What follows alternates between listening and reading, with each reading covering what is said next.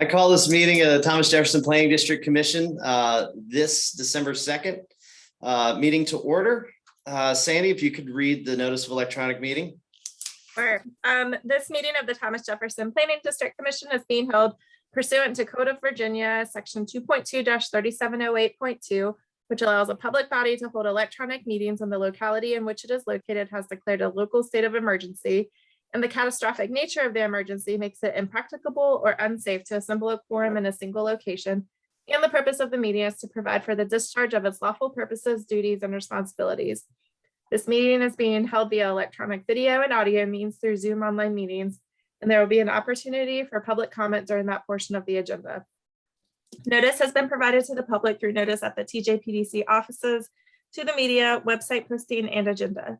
The meeting minutes will reflect the nature of the emergency, that the meeting was held by electronic communication means, and the type of electronic communication means by which the meeting was held. A recording of the meeting will be posted at tjpdc.org within 10 days of the meeting. Great, thank you so much, Sandy. Moving on to, do we need a roll call vote? We do, and also, sorry to interrupt. Yeah. Sandy, I made you a co-host, just if you can help me keep an eye on the waiting room. I don't want to leave anybody in there without seeing them. Sure, I'd be happy to. Thank you so much. All right, Sandy, let's do the roll call. All right, Councilor Payne. Here. Okay. Mr. Stolzenberg. Here. Supervisor Galloway. Here. Supervisor Price. Here. Supervisor O'Brien. Here. Mr. Smith. Miss Wilkinson. Here. Supervisor Barlow. Supervisor Badiak. Yay. Miss Bishop. Here. Supervisor Herring. Here. And Supervisor Rutherford. Here. Great, we have a quorum. Now we can get on with matters from the public. Do we have any public members here today? You have 2 minutes to speak. Anybody wish to speak? You raise your hand or unmute yourself. I think the only public we got is Sean today. Have we been provided any comments via email, online, website, etc.? We have not. We have not. All right, well, I will go ahead and open matters from the public. Hearing none, I close matters from the public. Moving into presentations, we are excited to have a new planner with us today. Christine. Yes, so I would love to introduce Isabella O'Brien. She is coming on board as a planner one with the TJPDC. She is a Fluvanna County high school graduate, a UVA graduate. Her background is in environmental science. She will be working with us both in our environmental and transportation program. We are really excited to have her. I'd love to welcome her and give her a chance to say a couple words. I also want to make sure, in full disclosure, we do let you all know that it is Supervisor O'Brien's daughter. And so we are really excited that she is on board, but I do also want to share that she is on board because of her own merits and because of her interview and because of her resume. And so we're really proud to have her. So Isabella, do you want to say anything to the commission? Yes. Hi, everybody. I'm Isabella O'Brien. Christine said a lot of the things that I did want to tell you, but I am a Fluvanna County native, born and raised. I studied environmental science at the University of Virginia, and since graduating, I've been taking courses online in project management and GIS. For a little more background on me, my experiences so far have included internships with the Rivanna Conservation Alliance, the UVA Center for Politics, and the Berkeley Group, where I helped develop the Green Infrastructure Plan for Lexington, Virginia. At the TJPDC, my main focus will be on the environmental and transportation side of things. So in the near future, you can expect to see me as I support the update of the Regional Hazard Mitigation Plan, the Solid Waste Management Plan, the Watershed Implementation Plan, Regional Transit Partnership, and Smart Scale applications. I'm really looking forward to working with all of you. Thank you. It's a lot of work. A lot to learn, but I'm excited for sure. And Great. we are very excited to have her and filling that position. Excellent. Well, welcome aboard, Isabella. We're excited to have you part of our team. And if you ever need anything, please feel free. And if you need something from the board, Christine, we're here to support you in your professional advancement in planning. So welcome. Well, thank you so much. Yes. All right, moving on into legislative update. David Blunt. All right, thank you, Mr. Chairman. Christine, I think you have my slides, hopefully. I do. Let me work on pulling it up. I apologize. I should have got that ready while she was talking. I was just so excited. We all are excited. Share. Here we go. Y'all seeing my screen okay? Yes, wonderful. All right, thank you very much. Just wanted to give you all a quick legislative update in advance of the General Assembly convening in just over a month. If you can go to the next slide, please.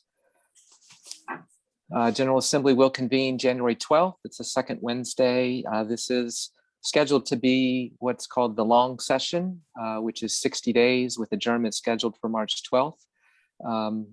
You know, last year was so weird because they had a 30-day session and then went into a special session. And over the course of the past several years, there have been a number of special sessions. So, you know, we'll see if they can get everything done in one 60-day session this year. It'd be great. Certainly some changes coming, as we had talked about briefly at your November meeting with regard to the makeup of the General Assembly and a shift in power with the election of the top 3 statewide offices, flipping from Democrat to Republican, pending a couple of recounts that are going on for very close races in the House of Delegates, one of which began today. It looks like that there will be a 52 to 48 majority for the Republicans in the House of Delegates, which will flip the margin back to the Republicans after the Democrats were in charge for 2 years. And then the Senate, of course, was not up for election, and that body remains 21 to 19 Democrats. So with the change in power in the legislature, certainly there will be some reorganization, a lot of reorganization with new leadership in the House. There will be a totally new committee chairs and makeup and membership of the various committees. Because of the closeness of the representation by each party, there will be closeness or almost parity in numbers. A lot of your committees are 22 in the House. And so when the numbers are this close, my expectation is that you will see a lot of 12 to 10 and maybe even some 13 to 9 committees. Don't know, what might be different, as far as rules. That's up to the majority party in the House. Last year, as I said, was a weird year with it being an all virtual session. Virtual comment was allowed. Written comments were allowed in committee meetings in lieu of having people there. There were limitations on the number of bills that could be introduced. So far, we have not heard of any bill introduction limits for the House members. The Senate members are going to be limited to introducing 25 bills. And yes, you do have some that in the past have introduced quite a few more than that. So those folks like myself who are down there trying to keep track of all the bills, we kind of like bill limits because then there's not as many to keep track of. Next slide, please. Of course, in any given General Assembly, the state budget is always a focus. Just from a process standpoint, the governor here in, I guess, a little under, 2 weeks from today, on December 16th, will be introducing amendments to the current fiscal year 22 budget, and then also proposing the fiscal year 23 and fiscal year 24 biennial state budget prior to him leaving office in January. It's just kind of the way it works in Virginia with an outgoing governor having an opportunity to introduce a budget and then leaving it up to the new executive and legislature to finish crafting that budget.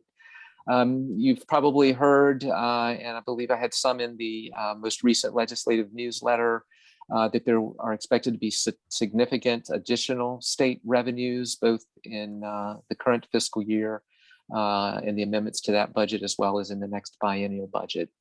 The legislature is very fond of saying the governor proposes and the General Assembly disposes. The governor's budget, as it's introduced, is his recommended budget.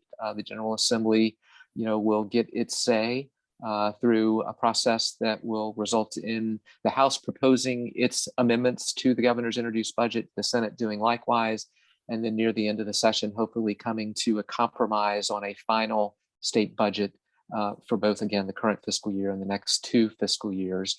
I am anticipating that given the split in majority parties between the House and Senate, that we will have 2 budgets that look significantly different coming out of that mid-session release of the House and Senate budgets. But certainly more to come on that, and we will be monitoring that, on the legislative front as we move through the first part of the session. And then the other thing that's out there is that in addition to the state's general fund budget, which gets all of the attention, there is a capital component of the budget, and there's also still $1.1 billion in federal ARPA funding that remains to be appropriated by the General Assembly, and they will deal with that this coming session as well. You'll recall they had a special session back in the summer to appropriate, I believe it was about 3.1 billion of 4.2 billion that had come to the state. So as I said, a lot of money in play for the legislature to work with this session. Next slide, please. So just wanted to break down, I had mentioned the significant new revenues that are expected a couple of weeks ago. And again, which I reported on in the legislative update last week, both the House and Senate money committees had budget retreats. And this gives you a little flavor for the specifics of what they were saying or what they were projecting would be the revenues to come in again for the remainder of the current fiscal year, and then projected out for fiscal year 23 and 24. And these percentages and these dollar figures are estimates for increases based on the current base budget, again, which is that fiscal year 22 budget. So you can see, percentage growth, 5% the remainder of this year, 3 to 4% the next 2 years, and then the significant several billions of dollars each fiscal year that, should those projections bear out, would be available for appropriation. Next slide, please. I think I have one more budget slide. Yes, so given the projected amount of money that's going to be available, there certainly will be significant and sufficient funds, rather, to meet a lot of requests that have been made by the state agencies. You can see the numbers there that they had put in. There's a certain number of bills in the drawers, the legislature calls them, some past funding commitments that need to be continued, as well as some high priority items that every year seem to come before the money committees and may or not be able to be funded, either partly or in their entirety. And I've listed some of the budget pressures I think that the General Assembly will be dealing with in the area of environment, capital expenditures, always a lot in the health and human services, and in recent years, behavioral health. Certainly there will be consideration of additional compensation increases for state employees, law enforcement, employees of higher education, as well as state-supported local employees. And then always K-12 education is a big budget driver. However, the numbers that have come out from the Department of Education for the next biennium in terms of updating the state cost for the standards of quality, I think due largely to much lower enrollments that we've seen over the past year and a half in our public schools. Those demands for additional state dollars are coming in much smaller than they have in the past. And then the Money Committee staffs finally did present a number of risks that they wanted the lawmakers to be aware of and be cognizant of as they move through the budgeting process in January and February. And that's just having to do with uncertainty about the economy, what happens with COVID, what happens with inflation and other forces related to supply chain and labor force that tend to drive spending and economic activity. Next slide, please. Just very quickly, just a few items I wanted to point out with regard to legislation outside of the budget process. And I think this is really just kind of waiting to see what we will see rolling out from the executive branch in terms of initiatives that were talked about in the campaign, or things that have come about due to having a majority to work with in the House of Delegates, and also what issues the executive branch and the majority in the House of Delegates may look to do to roll back some of the legislation that has been passed the past couple of years. So, those are going to be taking shape here in the coming weeks and leading into the start of the session. From the local government standpoint, it seems like that the local government liaisons that I run around with in Richmond, we usually spend a lot of time playing defense. There are usually a lot of bills that come in from legislators that either want to take away or reduce local government authority, things that want to push new mandates down to local governments. But I do think we will see some offense out of local governments this year. I've heard from some folks who are going to be trying to stress additional local authorities for localities related to internet businesses. And then just something that came out, I guess, in the meeting that the Albemarle board was having with its legislative delegation earlier this week, something to I guess, restore a change that was made a couple of years ago that shifted state recordation taxes that for many years had been sent back to local governments. Those were shipped off to support transit in Hampton Roads. And it sounds like that some of the Republicans in the House have been working to try to put forward a proposal for this session that would put us back to where we were, which would be a very good thing. We have a position in support of that in the regional legislative program. And then, of course, we also have, in any given year, I work specifically with some of the local governments in the region on local initiatives that they have asked their legislators to put forward for them, primarily among those sales tax authority for localities to be able to enact through referendum an additional 1 cent sales tax to go for school facilities that the City of Charlottesville is interested in. I'm expecting to see legislation not only from our local delegation, but from some others in different parts of the state, both for adding specific localities, but also to expand that authority to all localities in the state. Expanding the use of speed cameras. We had new legislation a couple of years ago that allowed for speed determination devices to be used in construction zones and school zones. And there's some interest in Albemarle County and some other places that I'm aware of in possibly having that expanded to take into consideration the additional areas or additional roads. In the case of Albemarle, we're talking about certain rural roads. Jail per diem funding is an initiative that we have seen the past several years coming from Louisa County. The state pays such a low per diem to local governments for housing both state and local prisoners. So, there's going to be another attempt to try to get that funding up. And then also some other legislation dealing with a bill that called for would not have allowed overtime compensation to be awarded in certain situations at the local level. Finally,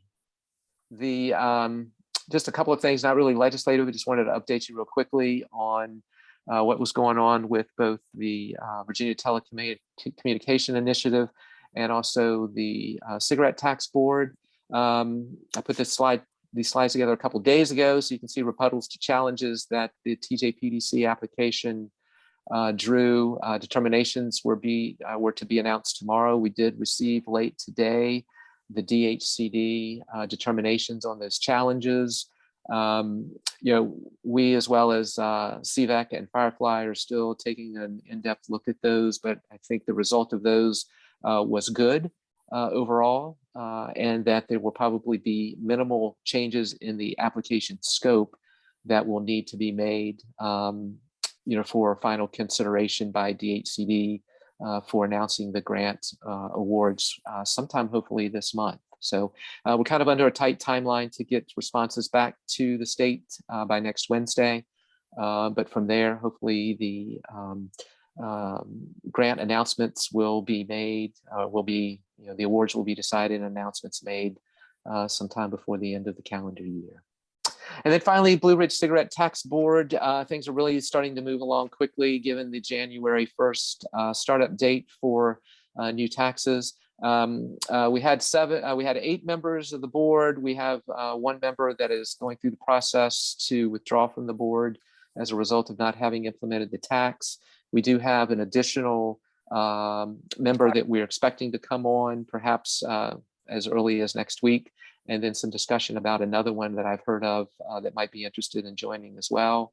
Most recently, we made the request to each of the localities that are members of the board for some startup funding so that we can, again, compensate for staff time as well as hires and equipping folks who will be working with the program in the new year. And the Blue Ridge Cigarette Tax Board had its first meeting in late October and will be having its second meeting coming up next Thursday. So I believe that is all of my slides, Christine, except for the next one, which may say questions. So yeah, that was a quick run through, but glad to take any questions that anyone might have. Can you, well. Do you want me to pull it back up? No, there's nothing on there. Just real quick, and then we'll get to you, Mr. Payne. I don't remember if you said this. Did you mention anything about the Supreme Court and their timeline? Unless I missed it. No, I did not say anything about redistricting. The court has appointed 2 special masters to draw new lines for the House and Senate and congressional district lines. And I believe they have a 30-day timeline to get their work done. So when and if we hear back from them, then those maps will then run through the General Assembly process. Excellent. Okay. Yeah, keep us apprised on that. We'll be curious. Mr. Payne, I think I saw you raise your virtual hand. Yes, thank you. I'm curious. I know you mentioned the sales tax increase. I was reading in the Richmond Times Dispatch today that I think a legislative committee had released some initial recommendations about funding for school buildings that included allowing that sales tax referendum statewide, as well as grants and in loans. Is there any indication of how that's progressing and if the General Assembly plans to make decisions on some of those things this session, or is that TBD? Yeah, I would say that is a TBD. A lot of politics in this one, not only between the 2 parties, but also between House and Senate. The Senate has been willing in the past to move forward with this particular initiative, for different localities. I think they would probably be interested in doing it statewide. The hang up even the past, even last year, when there was a bill that came over from the Senate, got hung up in the House Finance Committee. Not sure what the posture is going to be, the incoming leadership in the House of Delegates. I know that there are some other folks I'm working with on this issue that have been having conversations with Republican legislators as potential patrons. So, it might be that this one kind of fits in, as part of a package that, or let me not say a package, but rather discussions about, what forms of tax relief or tax relief proposals that we see. And then, of course, coming off, some additional authorities that counties were granted just 2 years ago, to generate revenue, how that fits in as well. So, yeah, I know that, I was pleased to see the school board chairman was at the meeting yesterday and was able to get up at the end of the meeting during the public comment session, give the thumbs up to the work of the commission and the recommendation that they had. So, we'll certainly be looking to coordinate with the other statewide groups that have positions in support of the 1 cent sales tax, both on the local government and school side, and certainly involving officials here from the city and the school board. Thank you. Thank you. Anybody else have any questions for Mr. Blunt? Bob. Yes. David, I got some breaking news for you. I was told today that Senator Peake is going to introduce a bill to give counties more flexibility for pay increases, determining pay increases for supervisors. I've been working on this for 3 years, and it revolves around making it similar to the authority that cities have, so that they don't have to do it on election year dates only. I think that's the core of it. I don't have all the details. I could say I was just informed of this about Mhm. 4 hours ago. Excellent. Okay, well, I appreciate that, Bob, and I know that we've had some discussions about that. And maybe, the bill that got hung up last, I guess, 2 years ago really pertained to city councils, and it would have really kind of expanded the authority that they would have to increase salaries, on their own, without having to stay within certain statutory, bands, I guess, of pay. So to the extent that maybe this addresses a process, more than, the bands that, might be something that would be able to fly. Yeah, I'm sure But that you will get involved, especially with our other involved. I mean, all the counties will be involved one way or another. Some are happy with the system they have, so obviously it won't make a change. But VACO obviously would probably get involved. I'm sure Senator Peake is going to reach out to them. Yes, and I will make sure and reach out to his legislative director about that as well. Because I know it's been some time since we'd talked about that. Thank you. Appreciate you sharing. Great. Any other questions for Mr. Blunt at this time? Hearing and seeing none, moving on. We currently have the consent agenda, just to make things quick and efficient, as it relates to the minutes of our November 4th meeting. Do we have a motion to approve those as presented? Make a So motion. moved. Bob has moved. We need a second. Second. Second from Mr. Herring. Sandy, if you could do a roll call vote. Be happy to. Counselor Payne, Yes. Mr. Stolzenberg, Aye. Supervisor Galloway, Yes. Supervisor Price, Aye. Supervisor O'Brien, Aye. Mr. Smith, Aye. Ms. Wilkinson, Aye. Supervisor Barlow, Yes. Supervisor Babiak, Yes. Ms. Bishop, Aye. Supervisor Herring, Aye. and Supervisor Rutherford. Aye. Great. The record show that that was unanimous. Moving on into the financial reports. Christine.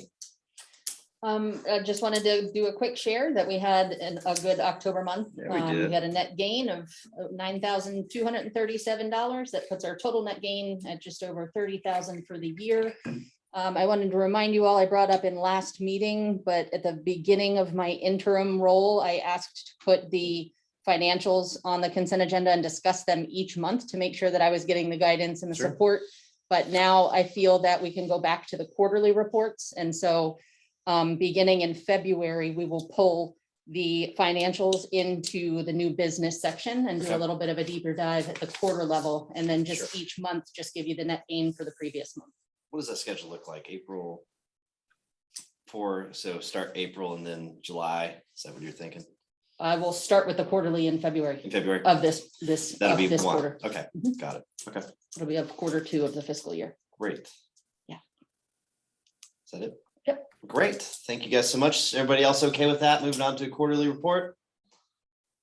Excellent. I think that's a great idea. And if anything dramatic happens, let us know somewhere in between. Of course. All right. Let's go ahead and approve this as well. I need a motion to approve the financial report as presented. Unless there's questions. So moved. We have a motion from Mr. Herring. Need a second? Aye. Second. A second from Andrea. Any discussion? Hearing and seeing none, let's go ahead and do a roll call vote. Yeah, can I clarify? I believe that was Mr. Smith that made the motion. Is that correct? Oh, I think Andrea It was beat me Eric. to it. Oh, Andrea okay. beat me to it. I was watching my screen very closely. The motion. All Andrea, right, second. got it. Thank you. Counselor Payne, Yes. Mr. Stolzenberg, Aye. Supervisor Galloway, Yes. Supervisor Price, Aye. Supervisor O'Brien, Aye. Mr. Smith, Aye. Ms. Wilkinson, Aye. Supervisor Barlow, Yes. Supervisor Babiak, Aye. Ms. Bishop, Aye. Supervisor Herring, Aye. and Supervisor Rutherford. Aye. Excellent. Thank you guys so much. Pass that one. Moving on to resolutions. We have a very exciting resolution today. And the guy just happens to be sitting in here. He came in whistling. And I said, I bet you that's Bob. I wasn't wrong. Mr. Herring, do you mind reading this resolution? Sure, no worries. Resolution of appreciation, Robert Bob Babiak. Whereas Bob Babiak faithfully has served the Thomas Jefferson Plan District Commission since 2018 in the capacity of commissioner. And whereas Mr. Babiak has been a tireless advocate for the work and services of the TJPDC during his time on the commission as a board of supervisor member and chairman in Louisa County.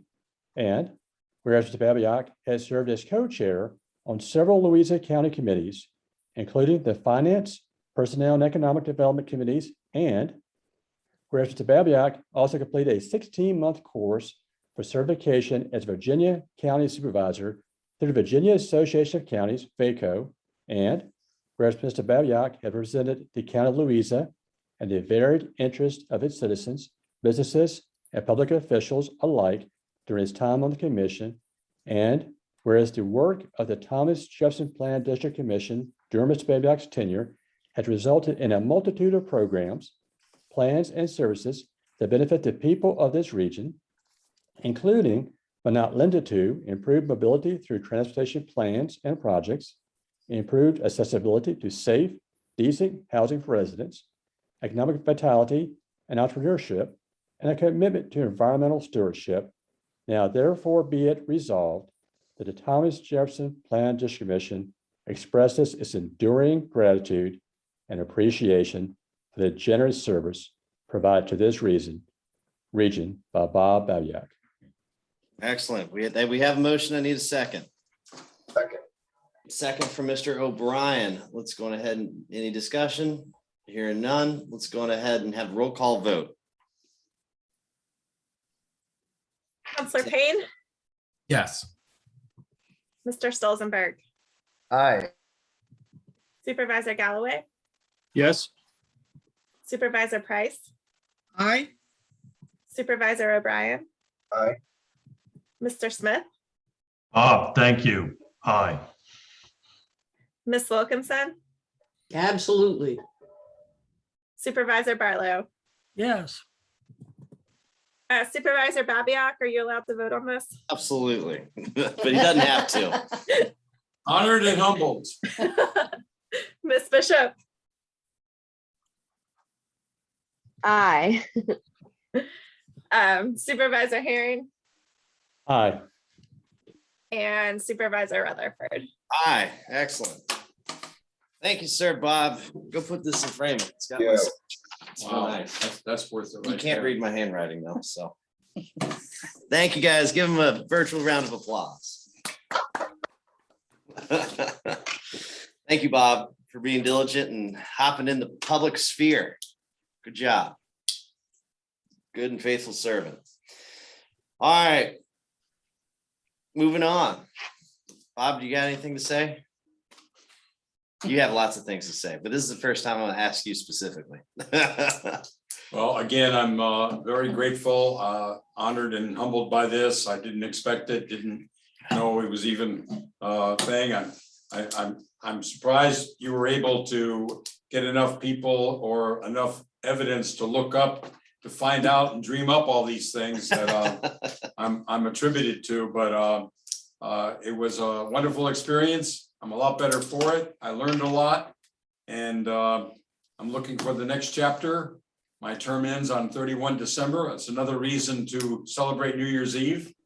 As somebody said, well, sometimes, you know, you could be called a has-been, but it's better than, it's not as good as it never was. So There you go. so I'm hanging in there, I'm going at it, and I wish all of you the best of success in the future. Absolutely. Thank you so much, Bob. All right, moving on. 2022 schedule. Okay, Christine? yep, this is very brief. Just included in your packet is the tentative commission schedule for calendar year 2022, which maps out tentative items for review, presentation, and approval during each month. Tentative as other things will come up and things may need to adjust, but this at least gives us a roadmap of what to expect in the next 12 months as far as topics for meetings. Great.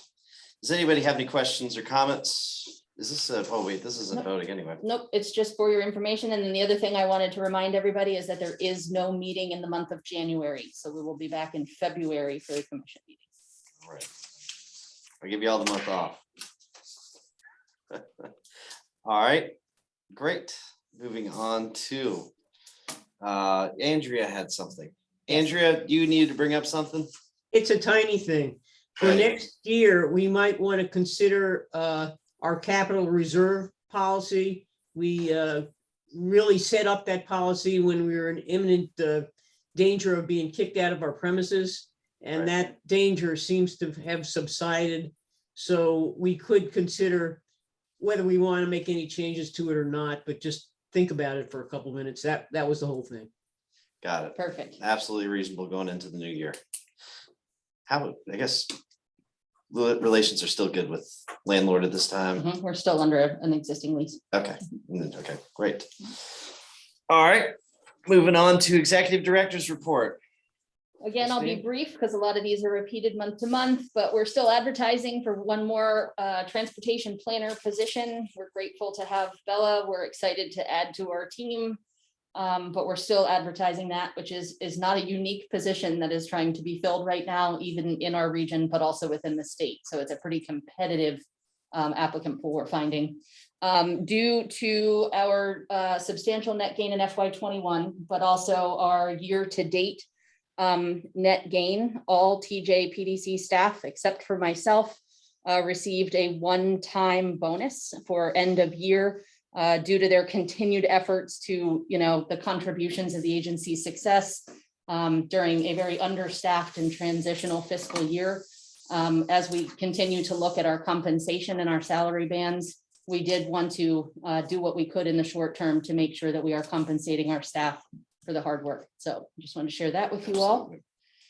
As far as housing, the Regional Housing Partnership had its second virtual housing speaker series. We're having great success with getting participation in that. Do you remember how many? I forgot to write down how many participants were in that last panel. It was like 60. It was about I think 60. it was about 60 because We were just shy of 70, folks. Excellent. And that's not counting anybody who watched the recording, right? Right, there were people that went back afterwards. And I actually think I did look at that number. That was 30. So there were 30 additional views. Yeah, you guys missed it. That was great, right, Ernie? Wasn't that your favorite part? He's laughing.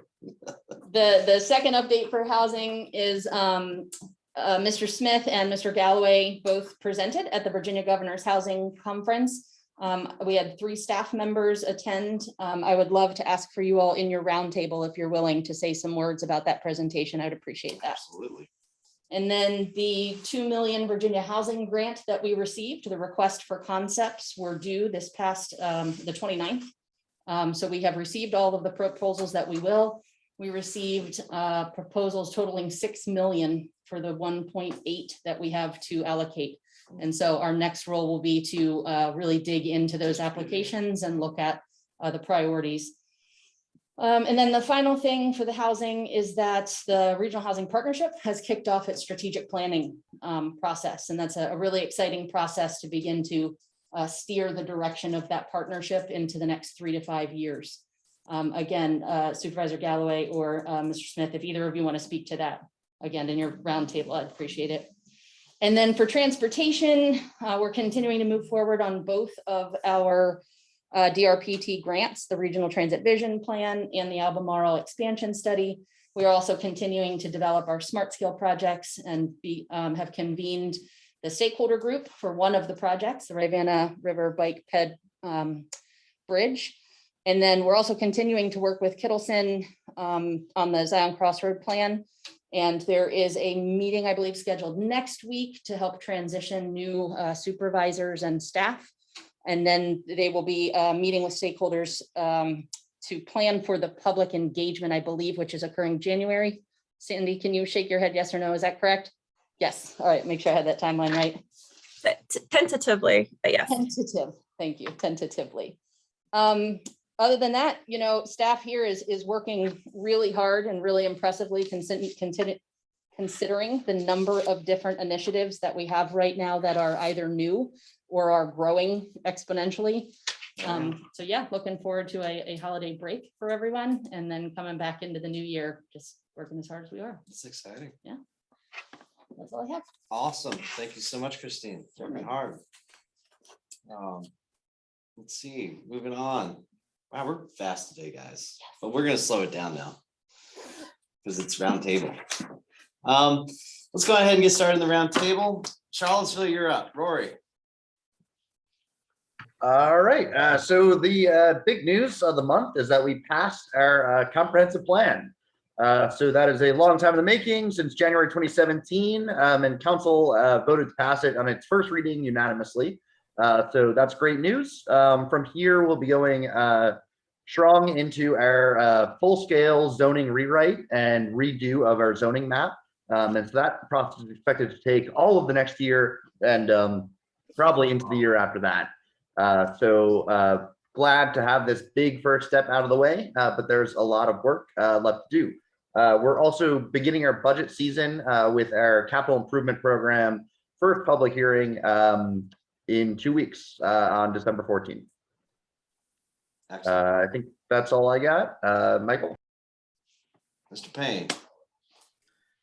Yeah, as was mentioned, comprehensive plan and land use map were passed, which is major, moving into the zoning rewrite, which is very significant. And, we'll also, once we get done with the zoning rewrite process, have some impacts on the regional housing market. Beginning the budget process, the biggest priorities for us are figuring out how to fund both our school reconfiguration project and our affordable housing strategy. Our CIP and general fund, for that matter, are very much maxed out. And so that's a big challenge we got to tackle, which is made harder by staff and leadership instability on our end. And the upcoming council meetings before the end of the year, there's going to be some discussions about final dispositions of our Confederate statues, which will be major, as well as a discussion about collective bargaining for our city employees. Which, like many things, there's some more uncertainty there given additional instability in city manager and HR leadership in the city.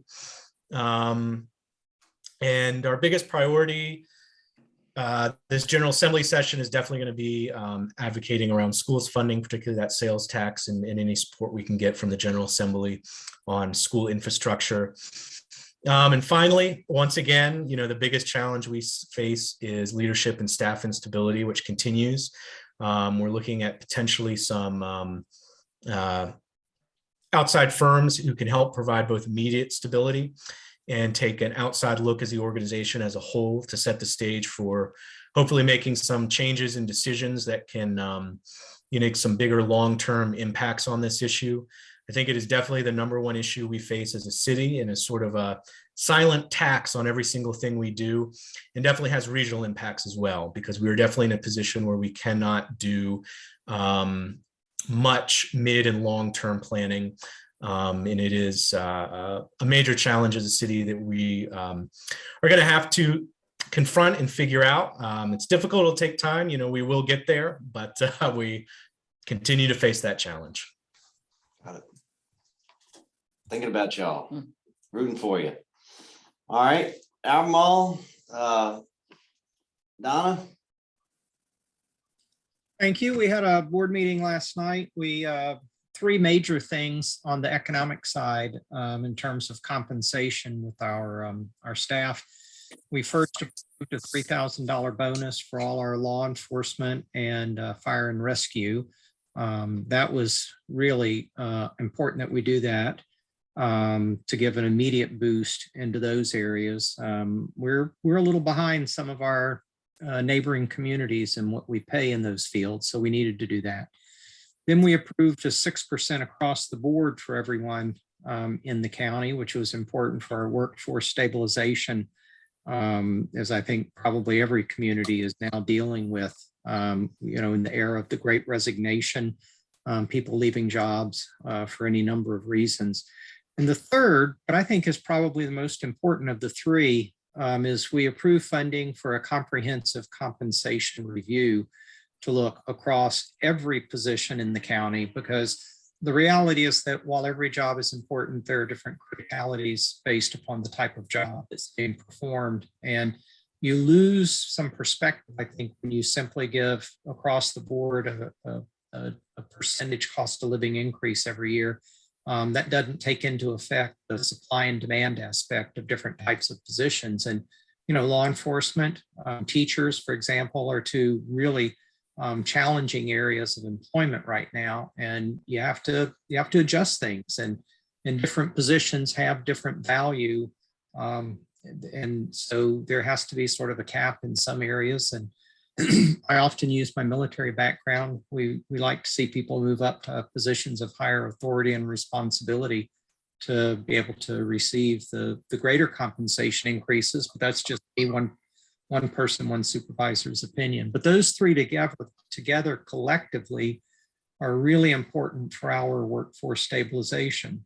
We were also very fortunate financially that when the pandemic first hit in March of 2019, we really cut back on our expenses in the county to the greatest extent possible.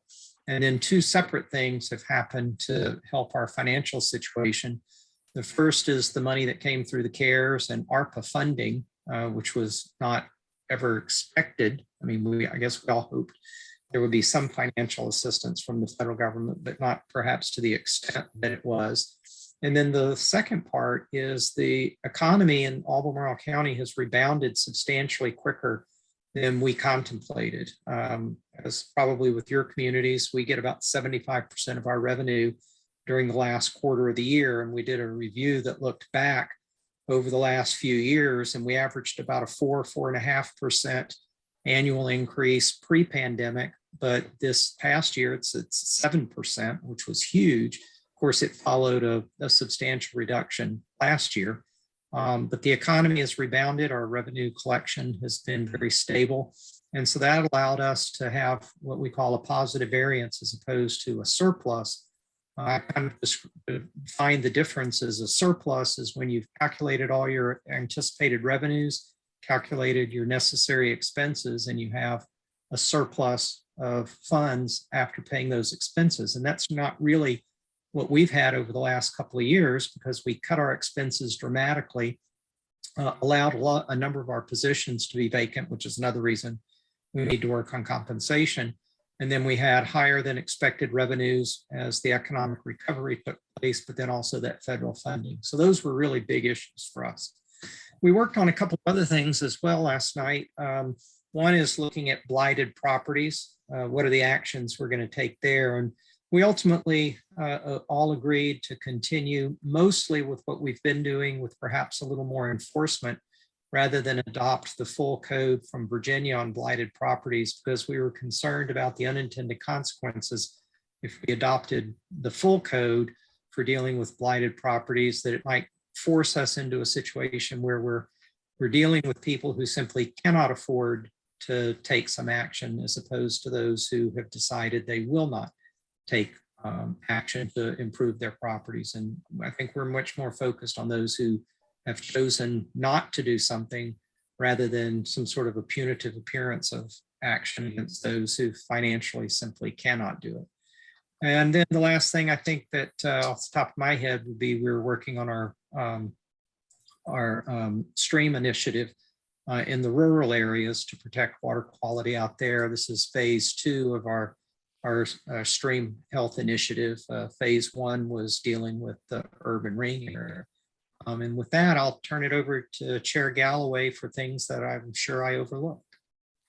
Mr. Galloway, don't forget the governor thing. Oh, yes, the housing conference, right? Well, I will quickly just build on what Supervisor Price mentioned. With the revenue change this year, that the 6% market raise, that's a mid-year that we're putting into place right off. And that once we get right-sized, I hope we won't be able to lag behind again on salary. But also mid-year is it's allowing us to hire couple dozen positions that were frozen or behind. And that's going to be in the areas of human resources, Department of Social Services, our finance and budget, our police department. So sorely needed positions will be filled that will deliver the services that are needed and desired and expected in Albemarle. So that's all good news. Let's see, I won't steal all of Keith Smith's thunder as the chair of our regional housing partnership. The Virginia Housing Conference, the Governor's Virginia Housing Conference, which was also, Keith made 2 presentations there, and we also had Anthony Harrow of the Thomas Jefferson Area Coalition for Homeless do a presentation. So our area was well represented at this conference, and all sessions were well attended and enthusiastic questions at the end. The fact that we have a regional housing partnership, there were a lot of questions of how did that come to be? How did you put it together? A lot of logistical formation type questions, and then networking and such. So that was a well-attended piece. The strategic plan, I would like to just note for everybody that was mentioned for the housing partnership. Stay tuned on that. This is a big deal. We went through the strategic planning, what's the strategy session or planning session with the consultant, and the people they're going to be reaching out to for input beyond just the members of the regional housing partnership. It's a phenomenal amount of content that I believe will be gained from those folks. So if you're interested in affordable housing, I expect you're going to be incredibly interested in what's going to be gleaned from the strategic plan. And then obviously, if you're interested in the housing partnership, how that strategic plan will target our activities in the coming fiscal year. The 2 things that I would like to note at VACO this year, a supervisor from Rockingham County stood up and mentioned to the whole crowd about how the state is, crowing about a surplus that they have, but mentioned to them that they should probably pay their bills that they haven't paid before they start talking about a surplus, meaning there are plenty of unfunded, underfunded, or short-funded mandates that the state has passed down to localities or have not shored up over the years. So that surplus should probably go to make sure that those funds are covered first, and then let's see what's remaining afterwards, which I thought was an excellent point. So I share that with the other localities. That's probably wise words to share from our fellow supervisor in Rockingham to pass along to our local legislators. And then I would make a request, maybe, I don't know if this is of David or if this could be put on for updates throughout the legislative piece or throughout the year. At VACO, I attended a session on economic development. And the one thing that the state is focusing on, or their highest priority, will be site preparedness around the Commonwealth. And I think this is obviously, I think that's incredibly important for our county, but for our region as well. And it sounds like that was a Northam priority coming out of his administration, and has been said it's going to be a priority for the new governor coming in. So I would love if we can focus or somehow track any updates that the new administration and the new General Assembly are doing specific to economic development on this particular topic. Each of us as counties obviously go out, or cities go out and try to attract businesses and do our part for our own locality. But I think we could all benefit as a region. If Nelson County gets a strong economic development project, Louisa, it's going to benefit the other counties around us. So this is one that, just as we've done with the housing partnership and other collective regional efforts, I think this is one where we could have good impact and attract really strong employers to perhaps come to our counties. All of us maybe put our heads together on how to not just know about our locality sites that are ready, but everybody's, and work together to make that happen. I think that could have very positive impacts for us. So with that, I'll leave it there. Thank you. Shoot, I can name one right now. Top of Afton Mountain. There's like 5 counties of us all have an interest up there, including y'all. So excellent. Thank you, Ned. So anything we could do as a regional body, I think that would be well worth the effort. Yeah. I'll shoot a memo over. Moving on Mr. over. Chair. Yes, Mr. sir. Chair, can I offer something on that? And I think Supervisor Galloway makes an excellent point. The Virginia Economic Development Partnership has made a request to the governor for inclusion in the budget of $150 million for site readiness, with the idea that they would be trying to assist not just mega sites, but some mid-sized sites as well. So I know in my role as with the Virginia Association of Planning District Commissions, we were contacted and asked to support that initiative, which the VAPDC agreed to do. So I think that I have some duly noted authority to be able to speak for that initiative, and certainly we'll try to keep you all updated on that as it moves through the process during the legislature. Excellent. Thank you, sir, Mr. Blunt. Fluvanna, Tony. Yeah, similar to Albemarle County, we are also doing a compensation study, and also provided bonuses and raises related to that, but recognize that we definitely need to look at our overall compensation as the surrounding counties do that. So we hope to have those results back in a few months here, and we'll act accordingly on that. Likewise, right now we are in the process of redistricting. We had a public hearing last night with 65 members of the public speaking their mind in terms of whether we should have 5 districts, 6 districts, or 7 districts. Most seem to be in favor of 5. The overall consensus is that less change is better right now, given all the uncertainties with redistricting at the state level. And so we did bring that up in our legislative session with the state senators and legislators, and they didn't seem to have a lot of good advice for us. So we're sort of shooting in the dark, as many other counties are, in terms of redistricting from that standpoint. Other than that, there's not terribly much exciting going on in Fluvanna as we wind down the year. I will give a shout out to our supervisor, Donald Weaver, who is retiring at the end of this session. He has served the county for 32 years, I think 28 of those as a supervisor, which is quite an accomplishment, and certainly deserves a lot of credit for all the work he's done for the county over the many years and for the region. He's been very active in the jail board for many years, and certainly commend him for all of his hard work. So I'll leave it at that. I know that Keith has a few things to say, and we'll go from there. Mr. Smith. Thank you, Tony. Thank you, Mr. Chairman. Before I get into talking a little bit more, expanding on the Regional Housing Partnership and what we did at the Virginia Governor's Housing Conference, I just want to give a quick shout out to Bob. Thanks, Bob, for what you've done. Please stay engaged. I want to see that pretty face at some meetings coming up. Particularly, I'm super proud about the work that the commission is doing on the Fluvanna, Louisa, Zion Small Area Plan. You're suited best to be involved in that. So hopefully at the public meetings, we see that pretty smiling face there. But please stay engaged, my friend. You've got a lot of good things to say. I'll second that.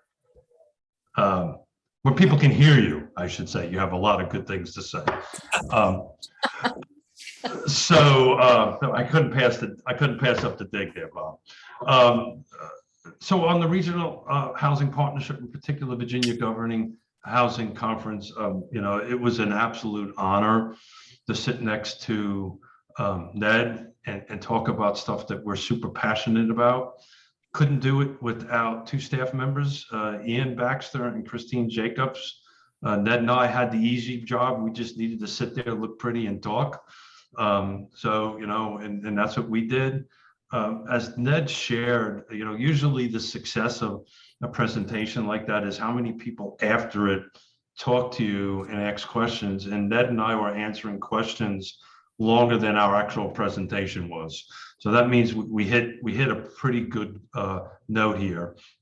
One of the things that Ned missed, and hope I'm not speaking out of turn here, Ned, but one of the conversations Ned and I and Christine and Ian have been having is taking this presentation on the road into all your jurisdictions in front of other stakeholders so they can get an understanding of what the Regional Housing Partnership means to that individual locality or that individual stakeholder, be it private, public, or UVA for that matter. So we're figuring out a way to do that road show a little bit on that end of it, but it was something special.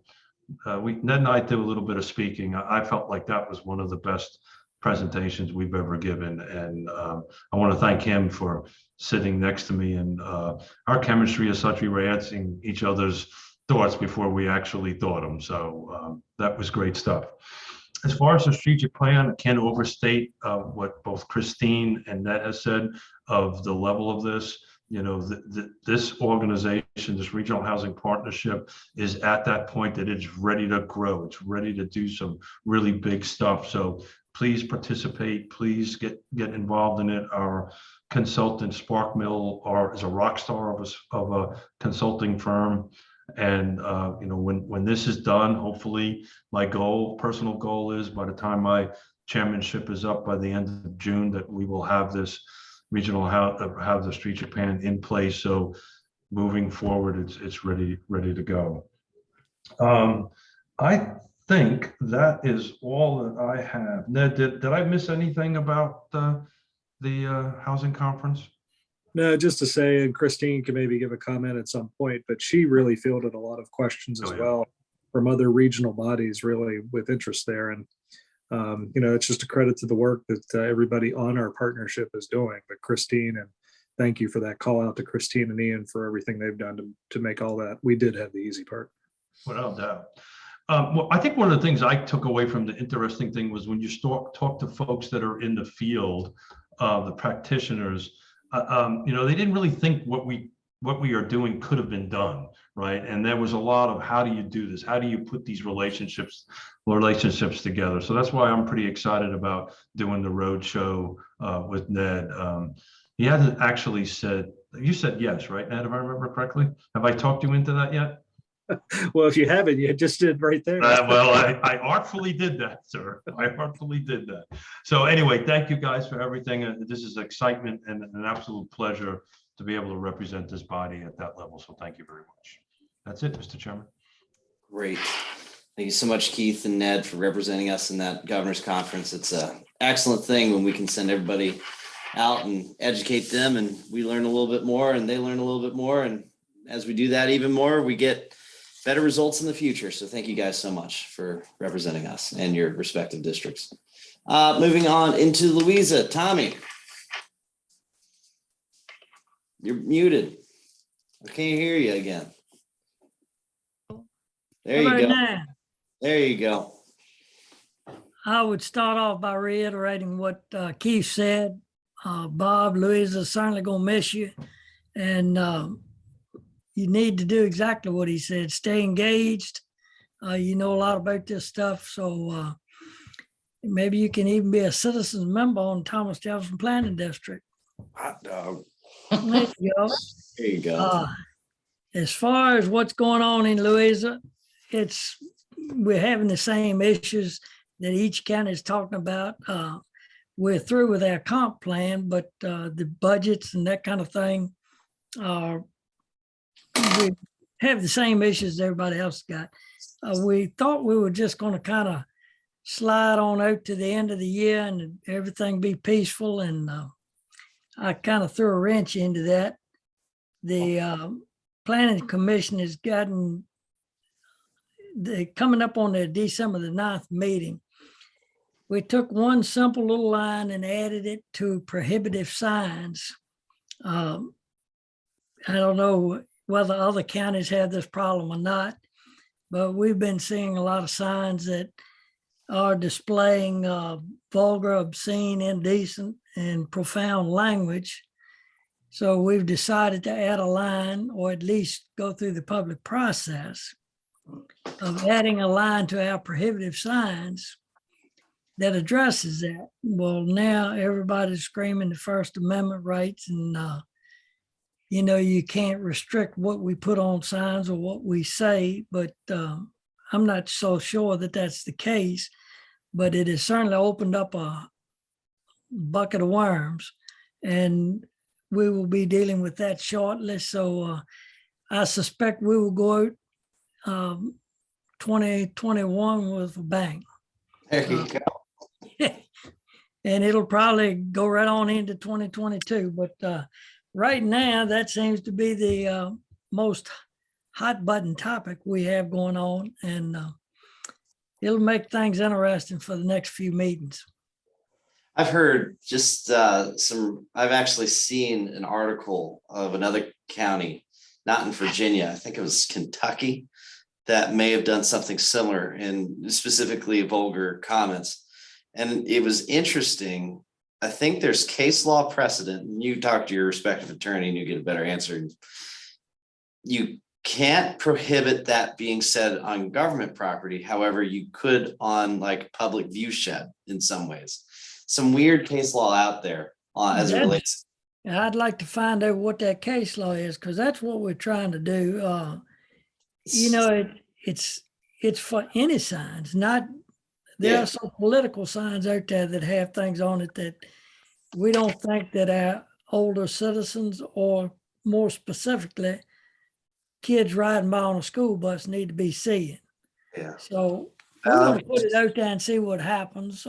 And if a state law or federal law says we can't do that, then that will be my answer to my constituents. We've tried to do what we could.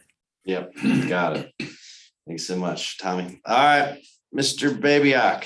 Well, I want to add a little thing to what Mr. Barlow just said, because he actually created a firestorm that had a lively performance today at our county building, because a gentleman walked in with a 6-foot sign with high profanity and placed it in the window of our planning department,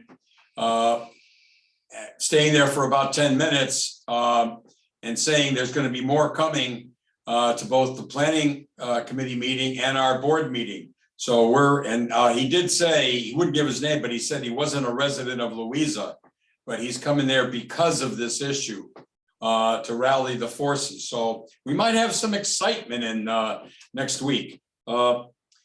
The staff is doing looking at all the potential redistricting options. And I wasn't aware that they try to consider all the school board member and also county committee assignments, and not trying to, with any drastic change in the redistricting, and eliminate those individuals from their positions. So it's a little bit more of a, because we had a very large increase in population in the census. So it is going to be an issue for us to how to resolve it internally. The other one that Mr. Barlow didn't mention was our other one that we're going to have a lot of grief on is we tried to put through some traffic restrictions on trucks, especially large trucks, logging trucks, and so on and so forth, that are continually harassing citizens on our small rural roads and causing some dangerous situations. That got basically postponed as far as the decision, but we've been notified from both the Loggers Association and other large trucking firms that they're going to come fully armed. And part of the issue is with GPS, when you close down one area, they can just find another one that may not be any better. So it's an issue that I don't know how many other counties are going to be facing in the future, but we were trying to tackle it now. And the last one is we had Chipotle is coming to Zion Crossroads. Hot dog. And they're gonna economic development. Yeah, they purchased a lot right in front of Wendy's, and it's a two compartment lot. One will be Chipotle. We don't know what the other is.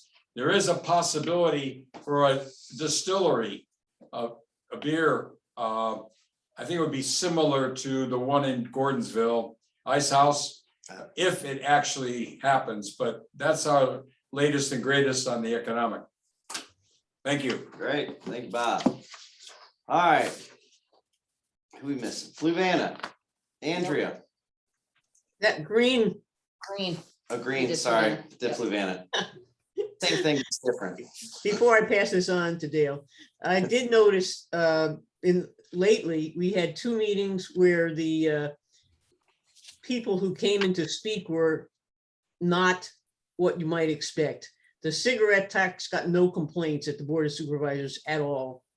But there was a recent planning commission meeting where the possibility of rural enterprise centers by special use permit throughout the agricultural districts in the county was brought up. And that got a lot of people to come in and say they did not like the idea. So what got the people to come to the meeting was not the thing that was annoying them personally. And that was interesting and surprising. So that's all I have for Greene. Dale. Thank you. First off, Bob, it's been a pleasure working with you, sir. I wish you all the best and I hope to see you around.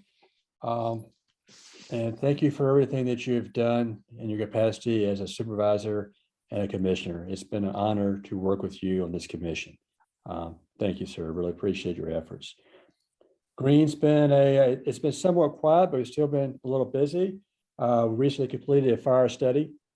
The fire study to evaluate our sheriff's department, EMS, and fire departments. It came back with some recommendations. One, of course, we knew was training, the possibility of a fire chief, trying to improve our volunteerism, and working through a lot of issues. So that was I always joke around, David always seems to come at the meetings that tend to be the most controversial. That meeting, we had a lot of information to be presented concerning the fire study. Our water authority, Repairs Service Authority, things are looking more and more positive for Greene County. We are going into mediation. And so hopefully by the end of the year, probably unlikely, but shortly thereafter, we may be our own water authority and in control of our own destiny. That's our goal. It'd be nice if that would happen. We had some big issues with our fire hydrants and they seem to be being addressed. There's a concern that the water pressure or the hydrants themselves will not work correctly.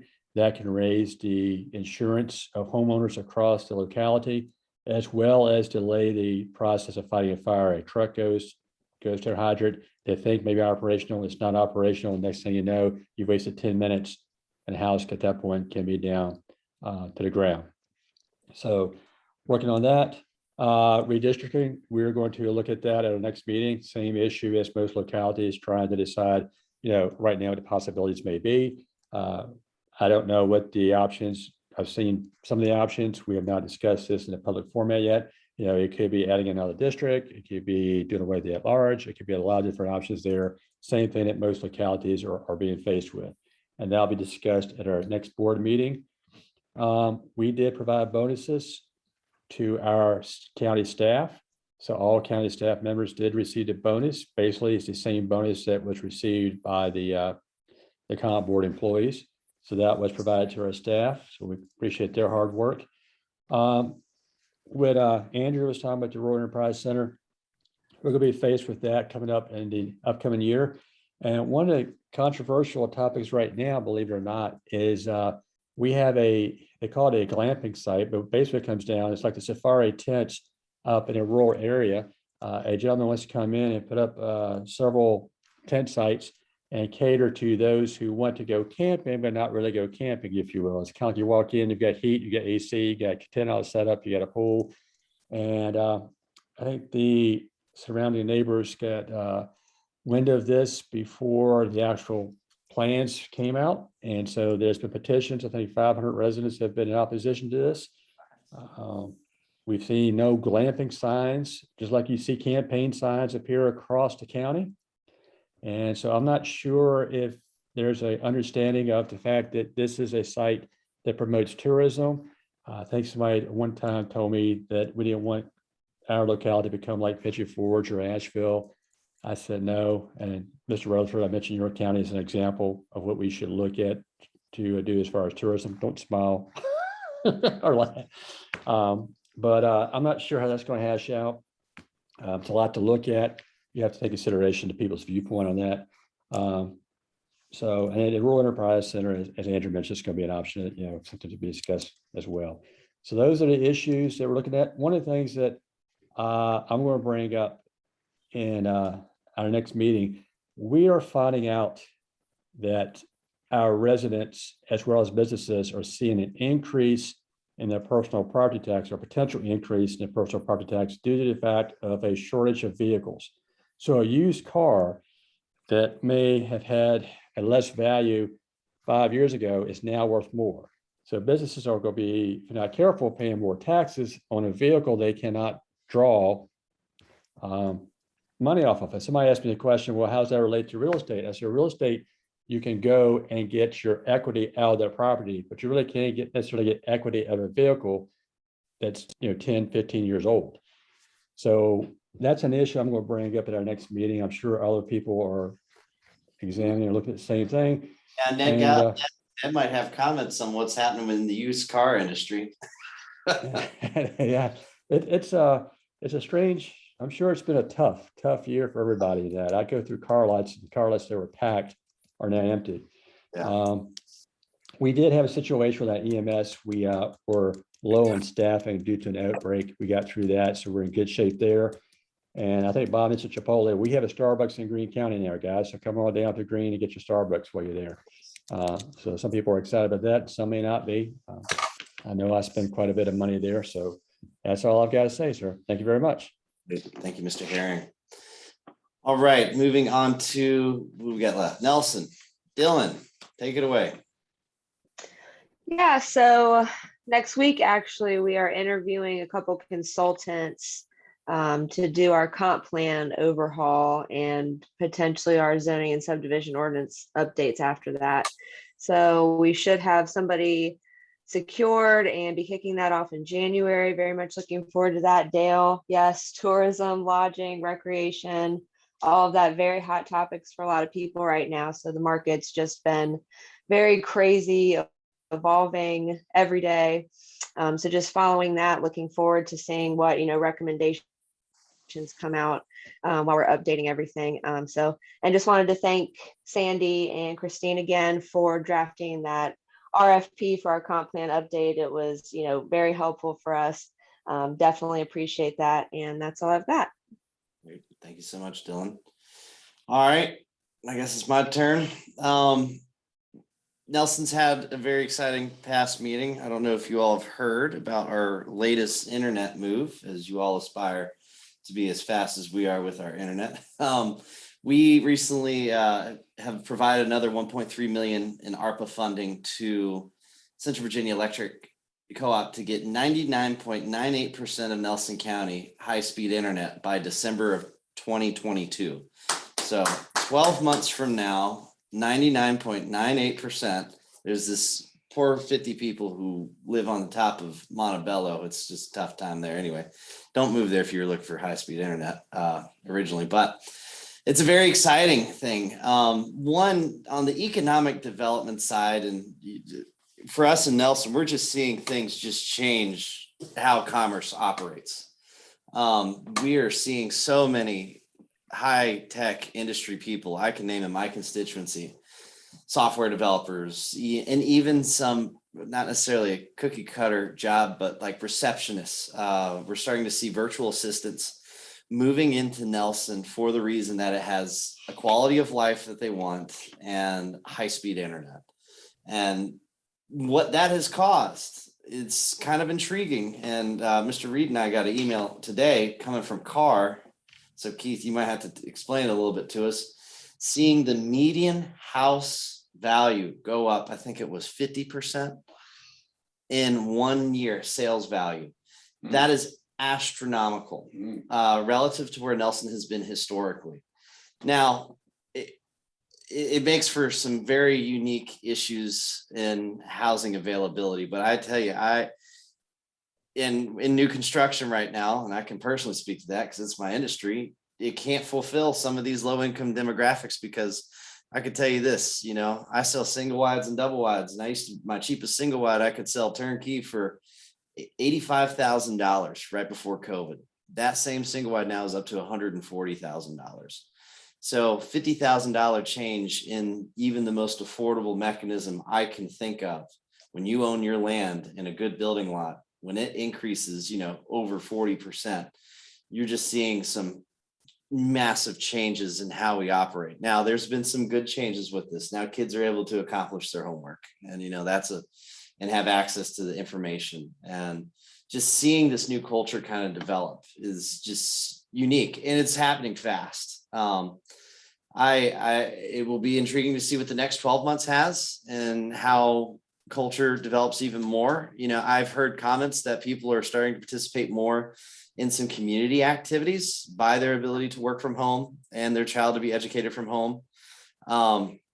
It's also created some unique barriers as well. As we've seen a massive reduction not massive reduction, well, I would consider it massive, in our school population. By having internet everywhere, more people are able to have access to home education tools, and for mothers or fathers who may be working from home. It's a very unique thing, and watching it develop over the last, I would easily say in the last 2.5 years, is just, it's going to change it. A lot of things are going to change as the Silk Road makes it to your house. Beyond that, we're obviously going to be talking about some capital plans, hopefully in the future. Mr. Reed is leading the charge, right, Mr. Reed, at our next meeting. So hopefully there's some projects that we're going to look at. I'm, of course, going to be making a very big stunt for Livingston. So be ready, Mr. Reed. Livingston is going to be a big highlight of mine. I'm bringing signs. Go Livingston. And beyond that, that's all I can think of. The internet thing is a huge deal, and we're very excited to see what that turns out to be. Mr. Smith, you have your virtual hand raised. Just ran some numbers for you while you were speaking. Yeah. Year to date, median sales price for single family detached in Nelson County is $434,750. Same year to date last year, $340,000. Yeah, and the year before that, I think it was 200. Yeah, I wasn't that fast, Mr. Chairman. Yeah. But and your volume of sales, interesting. Last year was 260. This year was 278. So the volume isn't up that much proportionally, but your value is big time. Yeah, and obviously we're going through reassessments currently. There are people who like to post up everywhere I go to talk about it. We've had folks whose assessments have gone up 100%, 50%. I would say the average is probably between 20 to 40%. So, this is comps are comps. I know that for a fact because that's my business. But at the same time, how is it that we can mitigate for workforce folks and how this impacts their ability to have a home? It's a unique scenario, unique challenges ahead, but yeah, once you get your county plans with internet everywhere, it makes for a whole different story. So a good story, but with its own unique challenges. So with that, I have nothing else to bring up other than the comp plan and everything else that Dylan's talking about. We're excited to get that accomplished. And another note, everybody's talking about doing studies, salary studies. I think that's universal. So is Nelson County. It's something that we need to do here at the planning district and make sure that everybody's being competitive. We're all going to be in that same thing. Other than that, I have nothing else. Reminder that there is no commission meeting next month.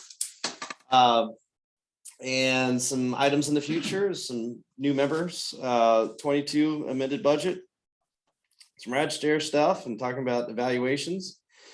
So we'll be ready for that. And I guess in the February meeting. So is there any other business that this membership would like to take up?